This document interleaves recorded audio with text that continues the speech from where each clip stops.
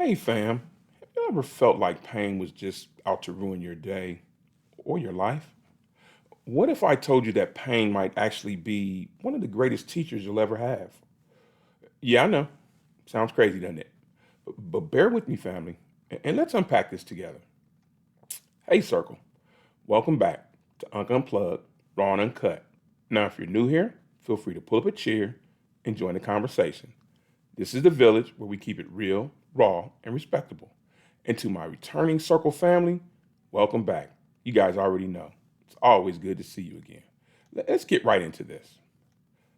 Pain. It's one of those things nobody wants to deal with, but let's be real. Life doesn't give us much choice in that matter. So whether it's heartbreak or loss, failure, even physical pain, we've all been there. Now, if you're anything like me, your first instinct is to try to run from it or numb it or just don't deal with it. But what if, instead of trying to escape it, we chose to embrace it? What if pain isn't a curse, but a blessing in disguise? Now, pain can at times feel unbearable. It can leave us feeling angry or stuck or even broken. Society doesn't make it any easier on us either.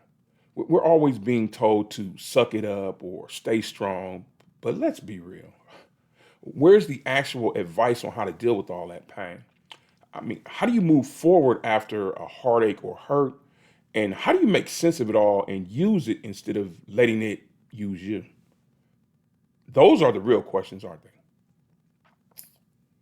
Personal story here. I can remember one of my lowest moments. It came about 10 or 11 years ago. I was on a phone call with my younger sister. Someone interrupted her line, so she clicked over. She was only gone for a second. And when she clicked back over to me, she was crying uncontrollably. And she had the uncomfortable task of informing me that our mother had just passed away.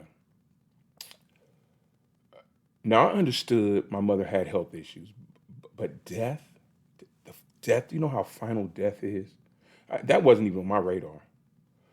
But when I heard those words, everything inside me instantly just went numb. It wasn't sadness or shock. It was like every emotion all at once, and then boom, there was nothing at all. You can call it emotional overload or shutdown, call it whatever you like, but I was stoic, too stoic. And that stoicism led me to question myself. Was my lack of reactions or emotions a sign that perhaps I didn't love her or that I didn't love her enough? It allowed me to get inside my own head. And for a long time, fam, those thoughts haunted me. Even though deep down inside, I knew them not to be true. Understand something. My mother was my first love, as I think most mothers are to their sons. But it took me some time, quite a while actually, before I was able to deal with and process and grieve her loss.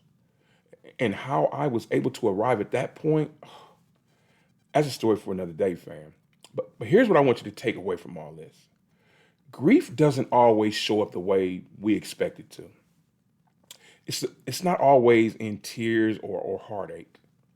Sometimes it can present itself in the form of anger, numbness, confusion, even guilt. And you know what? That's okay. There is no right way to feel and no set timeline for healing. Pain has this way of breaking us open. It strips away all the fluff and BS and forces us to face who we really are on the inside. It makes us take a hard look at that proverbial man in the mirror.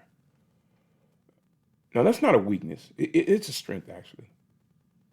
Some of the most inspiring stories that I've ever heard come from people who were able to turn that pain into a passion. Let's take Viktor Frankl, for example.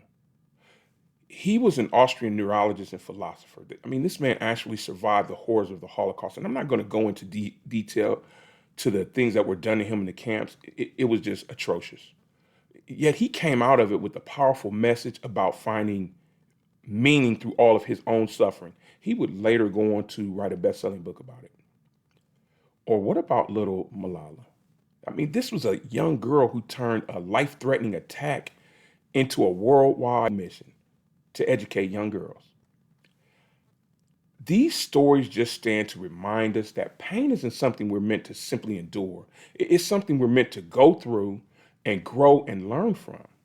You don't have to be a world leader or even win the Nobel Peace Prize to transform your pain into a purpose. Sometimes it can be as simple as just forgiving yourself, letting go of an old grudge, or finding the courage to simply start over. Okay, here's a takeaway from this, fam. But pain isn't our enemy. It's simply a teacher, a tough teacher at times, but still only a teacher. The real question is, are you ready to learn? Because guess what? Like it or not, pain is going to take you to school. And you don't get a choice about whether or not you're going to attend. What you do get a choice on, however, is whether you're going to learn from attendance or not. Let's keep this conversation going, Circle. What's the one time that pain taught you something that you couldn't have learned any other way? Drop your story in the comments below. I can't wait to read these stories. Oh, and don't forget to catch my next video. We'll be digging deeper into transformations and personal growth. Well, as always, I'm Unc. I thank you for tuning in. I'll see you next time. And remember, pain might knock you down, but it doesn't have to keep you there. Peace and love, y'all. Bye, everybody.